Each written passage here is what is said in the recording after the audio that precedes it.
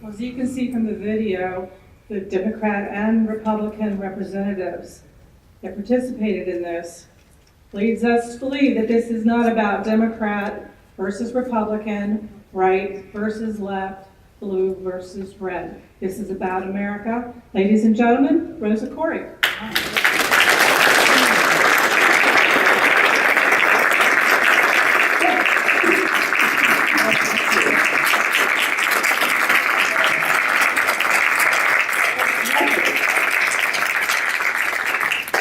That's the only chance you're going to get to stand up for a little while, so you might as well take it. Well, yeah, that's the real deal, isn't it? No question about it. The Congress will act like they don't know anything about Agenda 21. But that horse has left the barn. Let's see, is this too loud? Echoey? Yeah, it is. Overdriven. Overdriven, that's me. Turn that down. Ringing in my ear. Really? Well, I want you to remember this for a long time. I will. Okay, let's see. Oh, that's not loud enough, is it? Is it? No, that's good. Okay, we're going to experiment here. How's that? Does that feel good? Is that loud enough? It's something about me. It's my body has this incredible electronic reaction to these things. Does that seem good? No, it's kind of loud still. Okay, I forget I have to keep talking to see if it's, how's that? Too loud. That's good. Is it all right? Is it? Yeah. If it's bothering you, tell me. If that other mic is live, you might need to cut Oh, that yeah, other let's mic do off. that. Do you know how? We need it a little loud though. We do. We like it loud. Yes, we like it loud because we're going to be wide awake for this entire thing. That's right. So, if you're over there and you don't want to be, you can be. There's space in here. And I know. Okay, you don't feel like getting up. All right, don't. Okay, so first of all, I want to just introduce myself a little bit to you because I want you to know that I am a liberal Democrat, and that is not an issue for me, and I hope it's not going to be an issue for you because I didn't check my brain at the door. I am wide awake. I am fully aware. I am conscious. This is not my religion. I'm open and I want to know the truth. My profession, I am a forensic real estate appraiser for the California Department of Transportation. I just retired after 30 years. I was a district branch chief there, and my job is to testify in court about land use and land valuation. So I'm accustomed to getting to the facts and being able to defend my position in a courtroom. So this is what you're going to hear today, unless I tell you that it's some speculation on my part, it's factual. And this is very important for all of us to know, because we are under attack in our country. And there are many of us who are not aware of it. This might sound like hyperbole, it might sound like I'm being a little dramatic, and I do like to be a little dramatic, but the truth is, this is a serious situation that we're in. And you'll find that people are always saying, well, this is my issue and this is the most important thing. This is the most important thing. So I want you to know that I appreciate your commitment to private property rights and your recognition that our bodies and our minds are our most important private property. So when we're talking about private property, we're talking about ourselves as well. This is our most vital property. I am an expert in eminent domain valuation. Eminent domain is not a bad thing. Eminent domain abuse is a bad thing. If you got here on a road, it's because of eminent domain. Eminent domain is the right of the government to take private property for a public use. And we need that. But when private property is taken to the benefit of another private individual, this is a violation. Under the Fifth Amendment of the Constitution, the government is required to pay fair compensation, just compensation to take your property. And I agree with that. I support the Fifth Amendment of the Constitution, and for some reason, that's kind of an edgy concept these days. But I am accustomed to being out on the edge because I am talking about United Nations Agenda 21, Sustainable Development. So I know that as Americans, you're going to find yourselves completely at odds with and deeply concerned by the agenda for the 21st century. And that's why it's called Agenda 21. It is referred to as that by the United Nations and by the United States and the other 178 nations that signed on to that. It is the agenda for the 21st century. That's why it's called Agenda 21. It is the blueprint. It is the action plan to inventory and control all land, all water, all minerals, all plants, all animals, all construction, all energy, all means of production, and all human beings in the world. This is a totally comprehensive plan. It's a transition from representative government to unelected boards and commissions. It's an erasure of our jurisdictional boundaries. It's a loss of sovereignty and a loss of our freedom. It doesn't get much more serious than that. So, of course, you're going to be concerned about this, not just as Americans, but as free human beings. United Nations Agenda 21 was signed on to by 179 nations, including the U.S., in 1992 at the Rio de Janeiro Earth Summit in Rio de Janeiro, Brazil. George H.W. Bush committed the United States to implementing sustainable development, and it has been supported by every president ever since. It is a global plan, but it's implemented locally.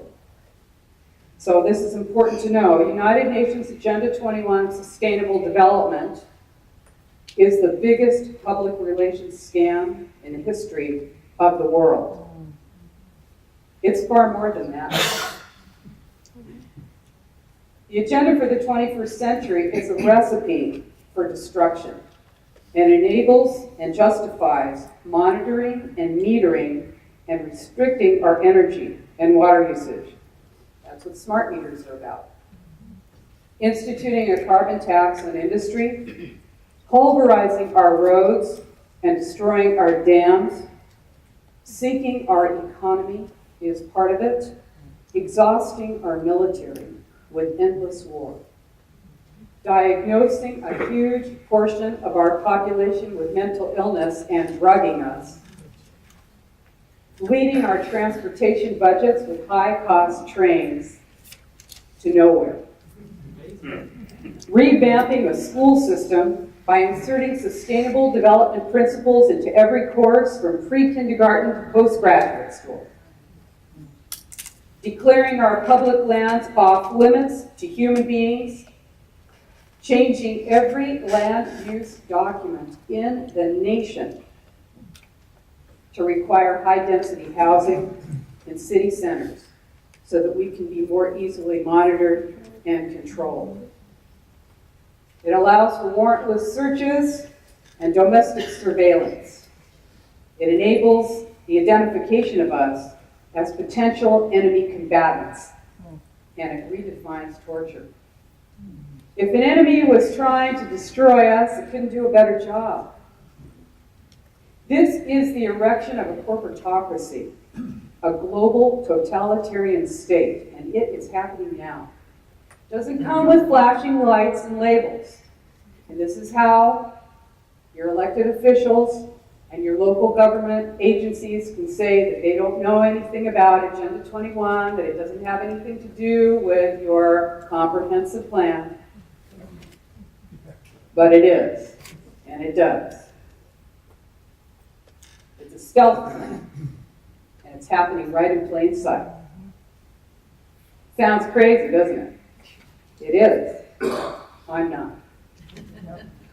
So, there's an overarching political and social philosophy to this plan. It's communitarianism. Okay? And it says that the individual's rights have to be balanced with the rights of the community. Now, we're Americans. We know we have a constitution, right? We have a constitutional republic. We're guaranteed the rights of life, liberty, and the pursuit of happiness. Those are not rights that are granted to us by our government. We are born with those rights.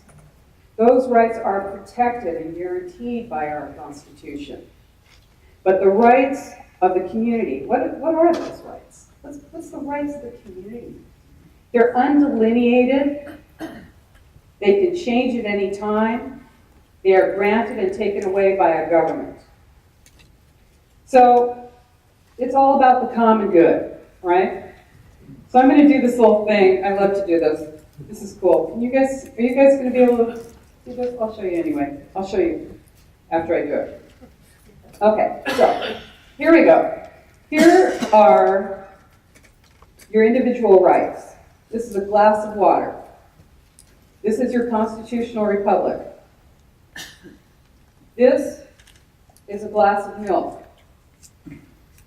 This is a communitarian state, like Soviet Union prior to the fall, maybe. Is Putin running the thing again? What do you mean? They take turns. Okay, there you go. Red China, and that's looking just a little bit unsafe for people, isn't it? And Hitler's Germany, that's a communitarian state. It's all for the fatherland, all for the common good. Here it is, okay? Now we're going to take your individual rights and we're going to balance them with the rights of the community. This will give you a communitarian state. So let's see if I can do this right. Yeah.